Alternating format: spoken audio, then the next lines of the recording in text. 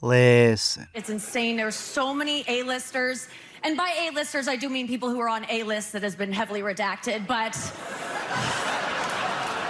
So we have another award season kicking off with the Golden Globes, which is one of the few that actually feeds the nominees. So, the actors had to protest by getting their drinks neat. They had Snoop Dogg up there smoking before the show. Sean Penn said screw it and smoke during the show. I never want them to consider me for a Golden Globe for the rest of my goddamn career. We could do the interview tomorrow. And then it turns out that they even had a fire backstage. There was all those memes of Leo acting zestier than the heated rivalry boys. They had this entire table just severance from winning anything. And they actually had a lot of people who were losing twice. Amanda Seyfried was up for a movie and a TV show and lost both. Jacob Elordi also had a two-piece. Michael B. lost a smoke and a stack. In Sinners, Michael played two brothers. Am I allowed to say that? He played, it doesn't sound right. He played twins. Nikki Glaser also returned as host as a part of her 3-year deal, and I think that she was even better than last year. She was just as funny, but went even smoother, and had the Globes to go at the people who hired her. And the award for most editing goes to CBS News.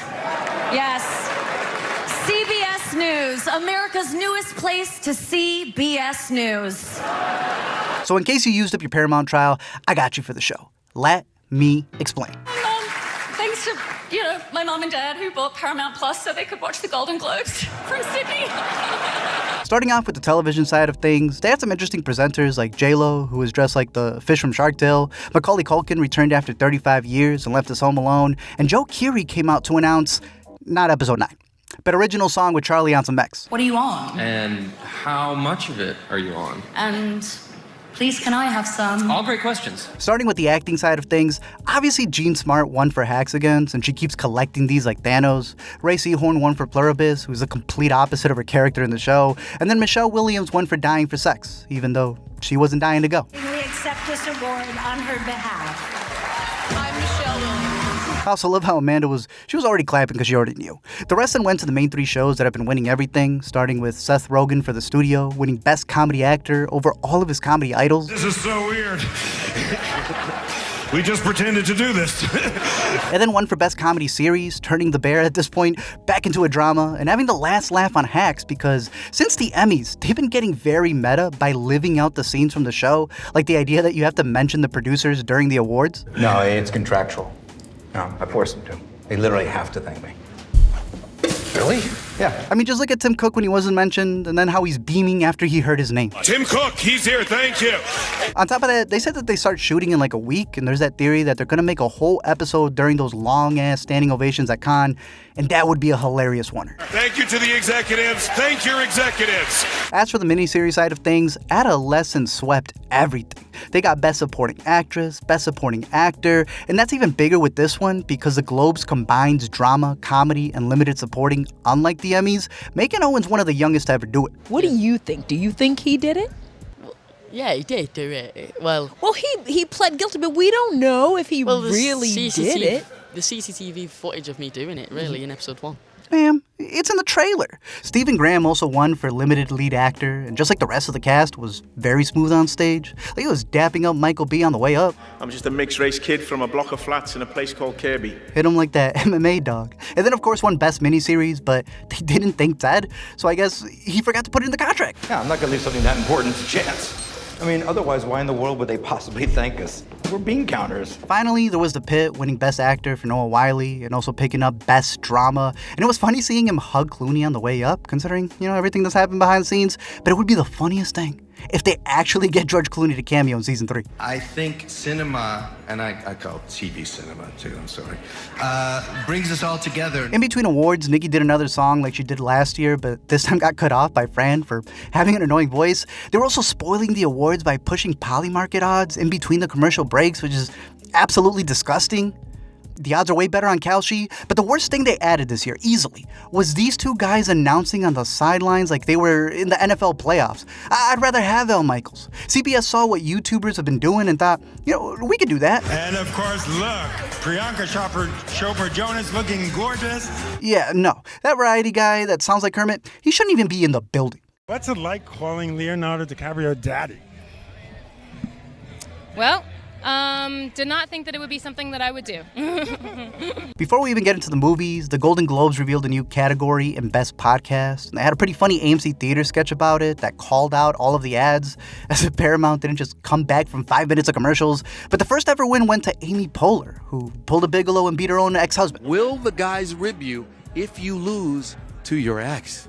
He's going to lose to his ex. Like he's going to win. Amy's going to win for sure. You think so? Yeah, of course. For sure. I literally have a bet with John Krasinski. I'm betting on Amy. Yeah. Ricky Gervais also won again for his stand-up special, where he complains that he can't do a stand-up special. Personally, I think he should get back on the Globe so that he can sharpen his sword a bit. But we did get a good bit out of this when Wanda psyched out Bill Maher. Bill Maher, you give us so much, but I would love a little less. Just try less. Excellent. The Cinematic and Box Office Achievement Award that they started last year, and I think John Chu's still giving a speech about, is still kind of sending to me because, like, it's not even taking into account the most box office. So even if a movie that I like wins, there's no metrics to this. Especially when the second win for Sinners wasn't even on TV, but during the commercial break. And it was for Best Score. The music in a movie, it was Ludwig, who's already won an Oscar. And this is something that the Critics' Choice also did for a bunch of awards where they gave them out during the red carpet when they were coming in. Like nobody even knew what was happening here. And for this one, this was the only one that was cut. The Critics' Choice Award for Best Foreign Language Film goes to The Secret Agent. Yeah? You're winners tonight, baby! Winner! Did you have any idea? No. You had no idea? No. Oh my God! Congratulations to you. Love the film. And Moving on to the acting side of things, there was an interesting spread for all of the movies. For Best Supporting Actor, Stellan Skarsgård surprised because this category has been stacked the entire time, and they just keep taking turns on who's going to win. But they had this man seated in Andor. Like they were playing the entirety of Yeah in full blast instead of getting this man an usher. I'm playing a father that is a bad father there, and my children have really told me what a bad father is. But well-deserved because, like I've been saying, the movie's very meta to him. Best Supporting Actress went to Tiana Taylor for one battle, who's been going up against Amy Madigan for Weapons, and Ariana, who they just keep in the bubble. But she brought her own bow to put on her own trophy. To Paul, let him cook, Thomas Anderson. Best Actress for Comedy went to Rose Byrne, and it seems like the Oscar will be between her or Jessie Buckley for Hamnet, the same way that it's going to be between Leo and Timmy, who won it again here for Marty Supreme, making him the youngest actor for the category, but was then mocked by Owen Cooper, who's 16, winning his. So Timmy's damn near Leo to him. If you would have told me when I was 19 years old, I'd be thanking Mr. Wonderful from Shark Tank. All right, you're laughing, so I got away with that. Thank you, Kevin.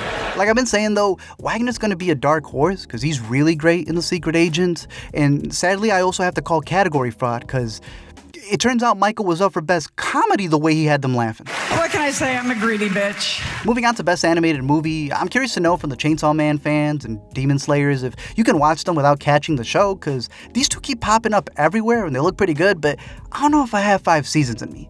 Even though the K-pop stans have probably watched that one that many times, and that's why I won. Besides taking Animated Movie, the Golden Globes also gave Golden the Globes, winning Best Original Song with an unwritten speech all about writing. I was rejected and disappointed that my voice wasn't good enough. Oh, don't worry, girl. Emilia Perez just won last year. Best Foreign Film was up next, which again has been changed to non-English language film, even though, the people who vote for the Globes are the Hollywood foreign press, like I've said before. But they gave it to The Secret Agent in what's going to be a tight race all the way to the Oscars. They also picked up Best Actor for Wagner Moura, like I said, and hopefully for the Academy, they don't disrespect them by playing them off like they did here, all because Paramount wanted to fit their UFC ad?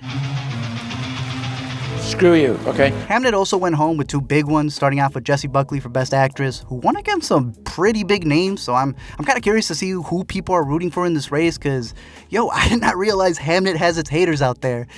And they must have been fuming when it won Best Drama. This is not a normal feeling or situation to be in. I will say, though, seeing Oscar winner Chloe Zhao acting this surprised as if Steven Spielberg isn't standing behind her as her producer proves that anything is possible. I'll take it. But the final big one would be, obviously, one battle after another. It had the most nominations with 9. It even tied the record with 5 acting noms, which, that's a lot for Netflix. On top of getting the gold for Tiana Taylor, it also won Best Screenplay for Paul Thomas Anderson, with this being one where, again, they combined all of the original and adapted scripts. I got a double G. Amazing.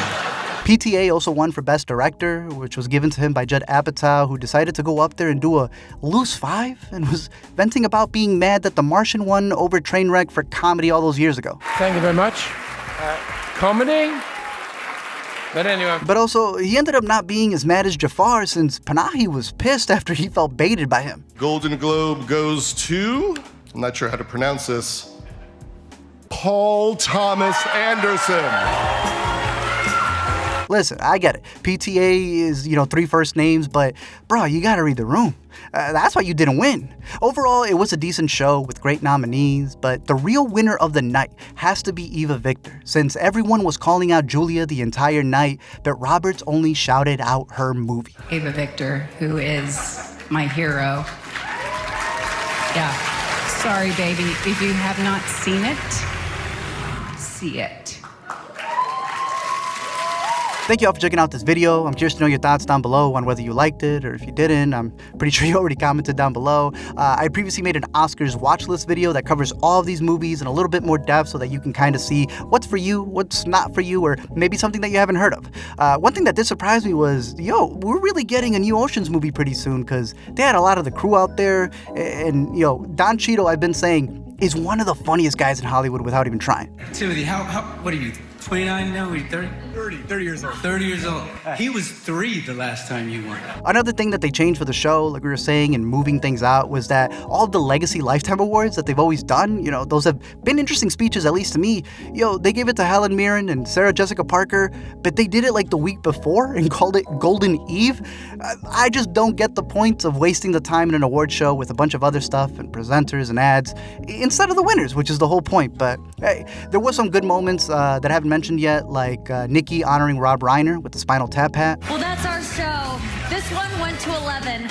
So again, like I said, overall I thought it was a good show. Other than that, let me know your thoughts down below, what your picks would have been, what your favorite moments were, and until next time, don't forget to comment, like, and subscribe, and keep watching great movies. This pussy don't pop for you.